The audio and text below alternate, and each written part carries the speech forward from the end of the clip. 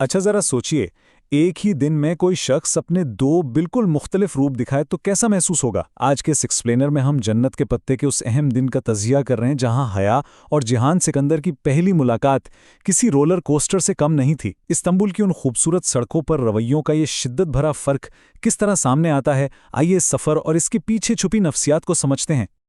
अब सबसे बड़ा सवाल ये है कि आखिर एक इंतहाई सर्द और बदमज़ा सुबह दोपहर तक एक गर्मा गर्म पुरसुकून कॉफ़ी डेट में कैसे तब्दील हो जाती है। हाया और जिहान की इस मुलाकात में जज्बात का जो अचानक उतार चढ़ाव आया, हम उसे डिकोड करने वाले हैं।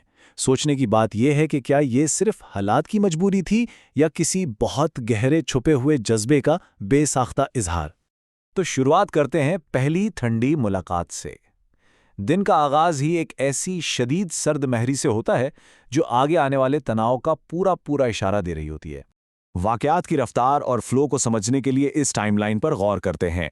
सीरिया के उस ठंडी सुबह से शुरू होकर तकसीम स्क्वायर की मूसलाधार बारिश और फिर रात में जवायर मॉल की जगमगाहट तक, ये सिर्फ जगहों का बदलना नहीं है बल्कि एक अकेलेपन से निकलकर अचानक एक दूसरे के बहुत करीब आ जाने का एक जबरदस्त सफर है।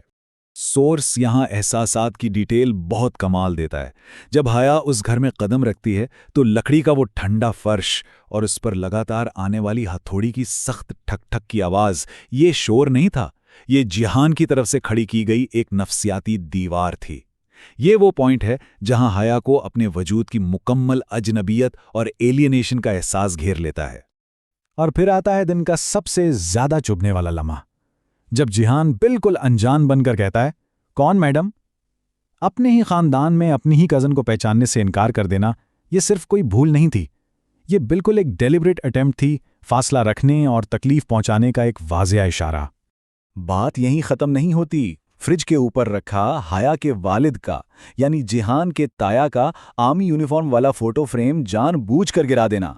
अक्सर जो बातें लफ्ज़ों में नहीं कही जाती वो इन हरकतों से साफ ज़ाहिर हो जाती हैं। ये फ्रेम गिराना असल में हया की मौजूदगी को रिजेक्ट करने का एक फिजिकल सबूत था। जिहान ने खुद के इर्द गिर्द जज्बाती दीवारें लिटरली बहुत ऊंची कर ली थी। अगला हिस्सा है पुरस्कार वैलेंटाइन गुलाब। ये वो अनचाहे फूल थे जिन्होंने इनकी तनाव भरी मुलाकात की आग पर मजीद तेल का काम किया। इन सफ़ेद गुलाबों का आना था कि माहौल ठंड से निकलकर सीधा शदीद गुस्से और कन्फ्रंटेशन में तब्दील हो गया। जिहान इन फूलों को देखकर आग बघोला हो जाता है।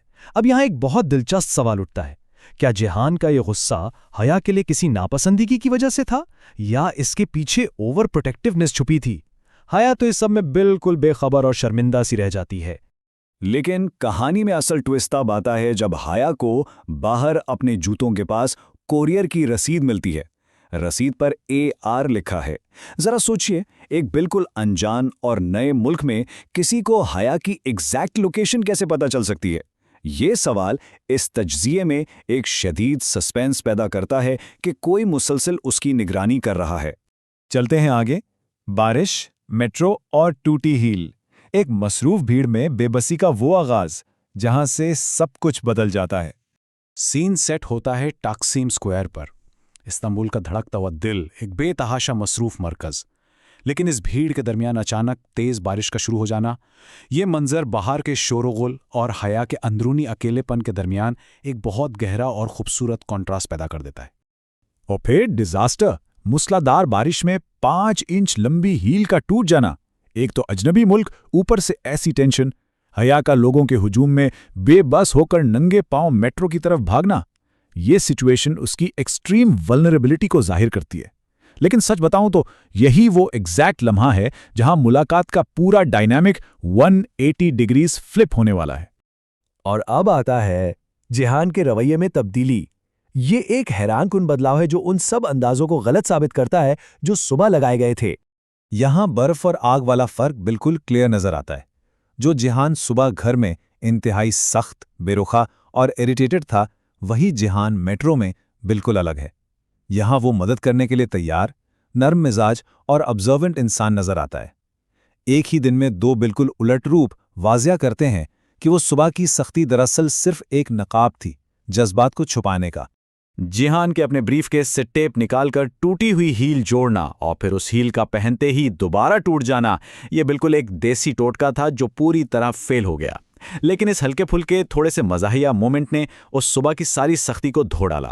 یہ ایک شیئرڈ انسانی لمحہ تھا جہاں تناؤ پگھل کر مسکراہٹ میں بدل گیا۔ اور پھر ایک ایسا جسچر جو ہزاروں لفظوں پر بھاری ہے۔ جی ہاں، اپنا جوتا اتار کر حیا کو دیتا ہے اور خود ننگے پاؤں چلتا ہے، حتیٰ کہ زمین پر پڑی ایک کیل اس کے پاؤں میں چپتی ہے، خون بہنے لگتا ہے، پر وہ اف تک نہیں کرتا۔ یہ خاموش پروٹیکٹیونیس صبح والے جہان کو مکمل طور پر جھٹلا دیتی ہے، اور یہ سبق دیتی ہے کہ ایکشن واقعی ورڈ سے زیادہ میٹر کرتے ہیں۔ آخری حصے کی طرف آتے ہیں، کافی اور خطرناک سوال۔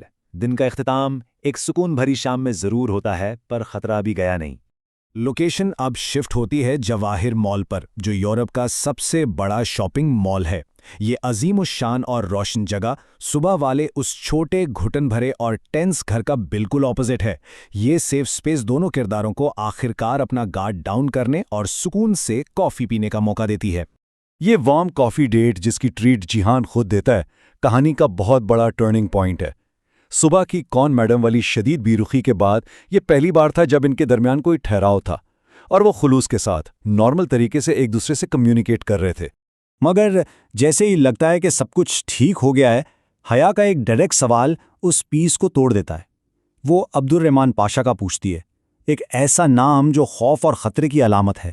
یہ سوال اچانک اس سکون کو کاٹ کر ڈینجر کا ایلیمنٹ دوبارہ سے اس تجزیے میں لا کھڑا کرتا ہے۔ اب یہاں رک کر سوچئے، ایک بین الاقوامی اسمگلر کا ذکر آتے ہی جہان اتنا ڈیفینسو اور بات کو ٹال دینے والا کیوں جاتا ہے؟